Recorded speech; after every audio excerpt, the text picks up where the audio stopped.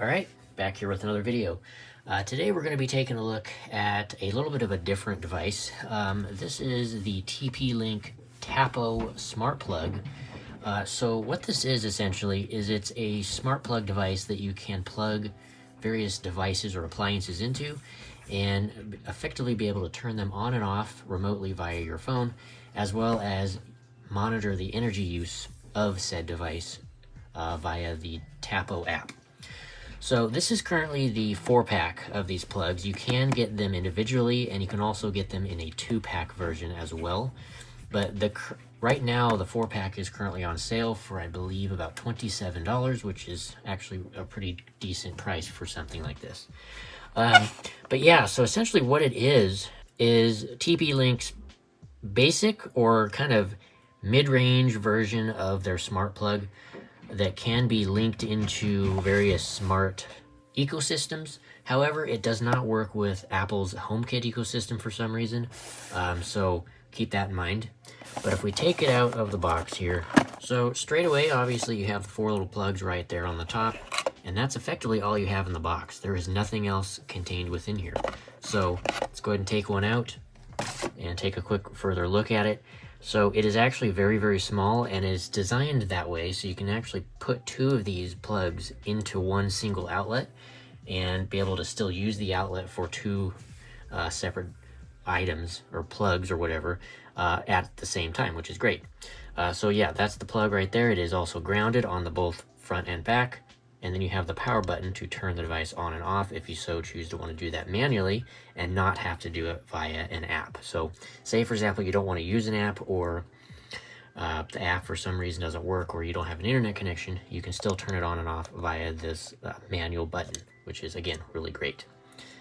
So that is essentially it of the physical device. So the next portion of this video is going to be taking a look at the actual app itself and showing kind of how to use this with your phone.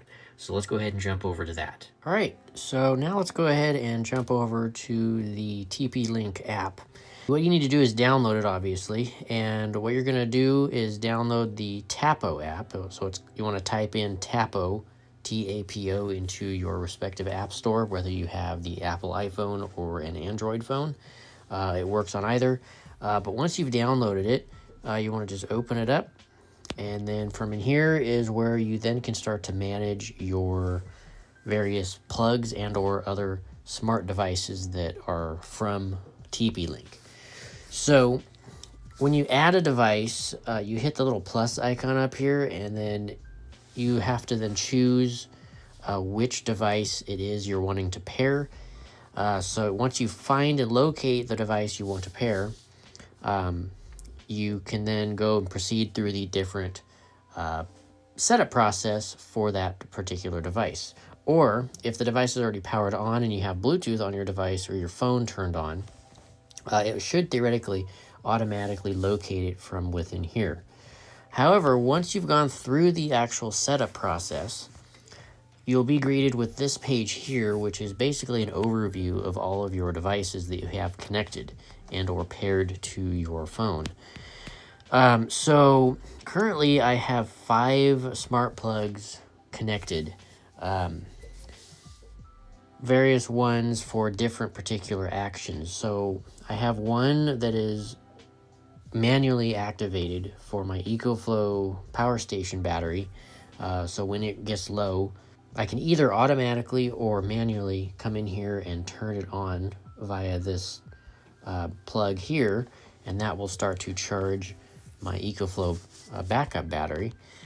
What's cool is you can actually do this remotely as well. So you can actually turn the plug on or off, whether you're home or you're outside of your home. So you can do it either way, which is really great. And then when you're in an actual plug monitoring interface, you have a lot of different options actually. So you have obviously the main power button, so you can turn the plug on or off. Then we have the energy use section, which is incredibly useful because it allows you to monitor the live and or current power output, or power draw, I should say, for that particular device. But it also tracks the energy use over a period of time. So if you say, for example, you want to track how much energy a particular device is using and then calculate how much it's costing you per month to run that particular device, you can actually do that from here, which is really neat. So this is pretty much the dashboard for this. So it's a quick overview of the energy use you can do today or this month. And so for this particular device, it has used 15 kilowatt hours for the month so far, and has been running for 98 hours total. And then we have the current power output, which is where you would see the live draw of or energy draw of a current device. But if we hit show more, this is where you get even more in-depth detail on the energy use and or the tracking of the energy usage, which is neat. So for today, I actually have not used it, but if we go to month, we can kind of see how much I've used or charged that particular battery via this plug. So we can see what days and how much energy use I was pulling for that. And then you can also, which is another really neat thing, is go in here and enter your utilities pricing effectively. So in my case, I use PG&E for my electric utility. And then so I have off-peak and on-peak hours and stuff and pricing and stuff. And actually, I'm here in California, so my pricing per kilowatt hour is actually really expensive compared to some other places, which is I really don't like. But anyway, but yeah, so you can input all of this, and then once you've inputted that, you can actually see a running total for what your estimated monthly charge would be for this particular device's energy use, which is really cool. And then if we switch over here to power, this is where you can kind of see a bit of a graph of when and how much that particular device was pulling power. So you can kind of see, in this case, it kind of goes up and then down and then back up and then back down in a relatively consistent pattern. So that's neat. If I go back over here, though, not that one, so to my refrigerator, this one is much more consistent in terms of how it draws power because it's on and off in a fairly relative even pattern. So go back to that power. From here, you can immediately see the up and down power draw at a pretty consistent basis. So it's kind of cool to be able to see this on a graph and see how much power is being used from a device. Anyway, moving on, we have the ability to create a schedule. So you can do a schedule from here and have the plug basically automate itself and be able to turn on or off without you having to do anything.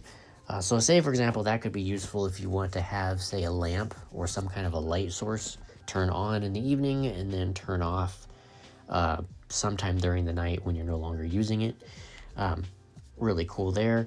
Then we have a timer. So if you want to have a timed device on the plug, you can do that as well. And then you have the away function, which is also a nifty thing. What essentially this does is it will turn on, or rather it says randomly turn on and off a particular device, such as a light or a lamp or something, to make it seem like someone is home, even though you may not be home and you're on vacation. So that's kind of like a burglar deterrent, more or less, is what that is for. And then we also have, I'm not going to go into every one of these, but we have the settings for the smart plug. So you can do the name, the icon, the location, or in your house of where the plug is being used, LED status, auto off timer. For example, if it's not being used and no load is coming out of it, you can automatically have it shut itself off to save power. Power protection, this is something that's actually kind of good to make a note of. Because these devices have a rated maximum wattage of 1900 watts, as you can see there at the rightmost side. What this will do is basically, if a particular appliance is drawing more than what your set parameter here is, it will automatically shut the smart plug off and kill power to that particular appliance to prevent overloading and to prevent a potential fire hazard. So this is a neat thing. You can actually, like I said here, you can move this little slider back and forth depending on how much watts you want to limit going through this plug. So you can customize that, which is really great. So if you plan to use the plug with a really high powered appliance, such as say an oven or a microwave or something, you can turn this on and it just adds a little bit of a layer of protection. So that is basically it of the app functionality for the smart plugs. So anyway, yeah, that's now effectively it for this video. If you guys found this video helpful and or interesting, make sure to hit the subscribe and like buttons. It greatly helps out the channel. And if you guys have any questions about what you've seen, drop those in the section below, and I will see you guys in the next one.